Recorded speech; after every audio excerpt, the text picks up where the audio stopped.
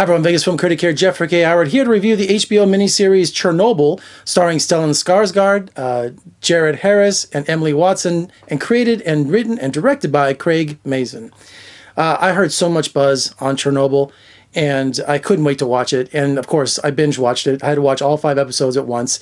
And I was about 19 when Chernobyl happened, and I knew it was a nuclear meltdown. I knew something of that nature happened, you know, some 30-something years ago, but I didn't know the extent of how bad it was. And we've seen horror films lately of people, you know, all of Chernobyl, you can't go around it because, you know, the radiation is still there. They entombed the reactor in this giant concrete block that's going to last for thousands of years. But the whole area around for maybe, 40 miles or more was all contaminated. So everything right now after 30 or 40 years is mutating, you know, from the plants to the animal life that's there. Nature is coming back, but it's highly radiated and you just can't go there. And there's been horror films where, you know, people go tours there to see what's going on. Even people take actual tours there, but they can only stay for so long because they get a fatal dose or, you know, harmful dose of radiation. So this movie does it does a play-by-play of what happened by the hour, by the day, by the week, by the year. And what is appalling about this movie, about the story of Chernobyl, is that this is the height of the end of the Soviet Union. And so Gorbachev, you know, perestroika, that's all ending. You know, the wall's coming down and, you know, change is going to be happening. But this is the last guard of the old USSR, the old Russia. And so the government runs everything. The state runs everything. So anything that happens, they control all the propaganda. They control all the information, everything going on. And what's really surprising about this story is that when tragedy happens, when Chernobyl happens, it's so much misinformation that they're telling the world, well, it's not that big a deal. Now, we had a little small incident. Like when you find out that how serious this was, and I'm watching this miniseries and my heart's like racing. I can't believe that I'm watching a movie about a nuclear meltdown. It's like watching China Syndrome for the first time when I was like 13 or 14.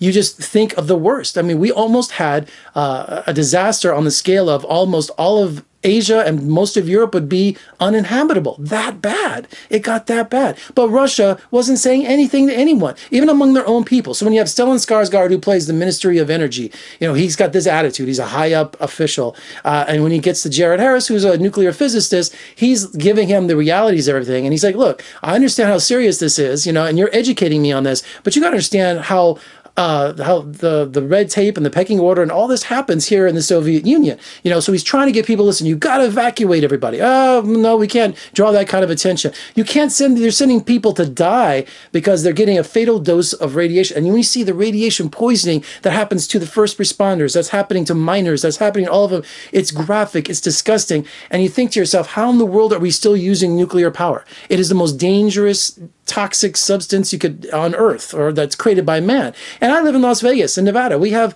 you know, the test site just right up there 40 miles away, and they want to do Yucca Mountain, the nuclear depository. They want to bring all the country's nuclear waste to my state, and we've been against it for decades. And Trump, I don't know what he's doing, but I'm still against it. So is our mayor, so is everyone. If you're going to create this garbage, keep it in your own backyard. Don't bring it to our state. That's another video. Chernobyl is an incredible, Craig Mazin, I hope I'm saying your name right, writer, director, creator of this show. It's got such an authenticity. I mean, it looks like, I'm not sure where they shot it. It's obviously not in Chernobyl, but it just has that Cold War, that the buildings and the costumes and stuff, you know, it just has that bleak kind of, you know, communist kind of, you know, look to it. And also the performances are incredible. Jared Harris is phenomenal. He has these long speeches when he's testifying that I'm like, it's the most difficult thing I've ever heard. I mean, it's almost on Shakespearean level.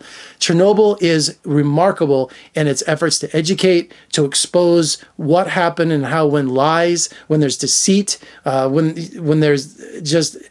There's so much life at stake, and it's amazing that it was just tossed away by the Soviet Union. Really horrible. You just watch this, and not only are you going to think, get rid of nuclear power, but just think, thank God for democracy, really, you know. And even that has its challenges. But Chernobyl is probably one of the best miniseries in years. It's hard-hitting, it's educational, and incredible performances. I just absolutely loved it. So I hope you check out Chernobyl, because if you don't, you're going to miss out. You really are.